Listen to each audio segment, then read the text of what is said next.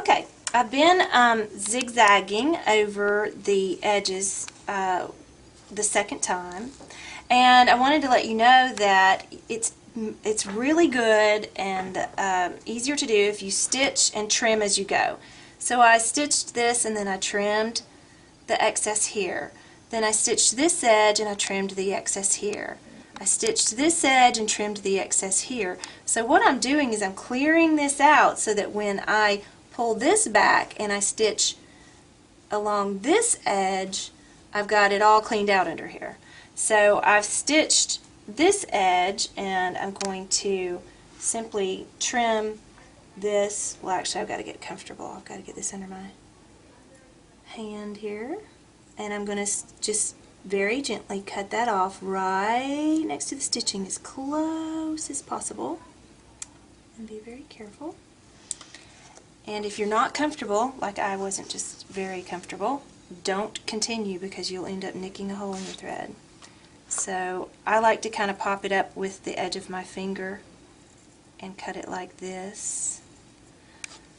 Let me see if I can get it so you can see what I'm doing. And trim it very close to the stitching, and then we're going to remove that seam allowance. You can see how nice and neat that edge is now. And I've also cleaned out from inside here so that when I flip this over and stitch this side, I don't have anything back there that's going to get in my way. So stitch and trim as you go. And you know, obviously in this section there's a lot of mess. There's a lot of stuff to do. So the next thing I'm going to do is stitch here and trim this one, and then stitch this and trim that, and just work my way around until I'm just cleaning it up as I go. I have finished stitching all around the edges of my lace. After, you know, we flipped all the fabric back, I've stitched around the edges, and then I've trimmed all the excess, and now it looks nice and neat.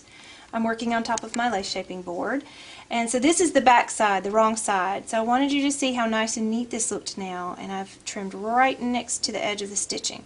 So the next thing you want to do is put your template back down, and you want to kind of, things, you know, when you stitch them, they kind of warp or shrink or whatever, and you want to line this back up. Now I've pressed this a little bit. Oh, I've got an extra thread there. Let me cut that off. And what I'm going to do is pin this in some strategic places, like at the center, here, and here, and at the top. And I want to, you know, I want those windows to get more shaped up. These are going to be a little bit loose since they've been worked on. I'm going to pin this point here, and I'm going to pin over here, maybe one or two here. And before I get too many pins in, now what I've done is before that we came back, I pulled the header thread inside here to draw that up a bit, because as I worked with it, it stretched out just a little. Well, you can do that. You can pull the header thread from in the middle, and then I'm going to come back over this and press it and with some steam, and then once I've done that, I'll remove the paper from behind and I'll starch it again. And then I'll work my way over here. And you see how that doesn't just want to lay right on top. You've kind of got to work it to fit your template again. And I'm going to stretch that out a little bit. We just want to reshape our piece and get it back, you know, into its original template shape. And then steam it and set our fabric so that it will stay in that shape. And again, I'll just hit it with some steam. Let me pull this here, hit it with a little steam. And it flattens things out. It, you know, you've been messing with it, it gets a little wrinkled. So I'm going to remove all this now that I've gotten this straight. Remove these pins like this, and slide this out from behind it. And then I'm going to hit it with some starch, and then I'm going to press it flat again.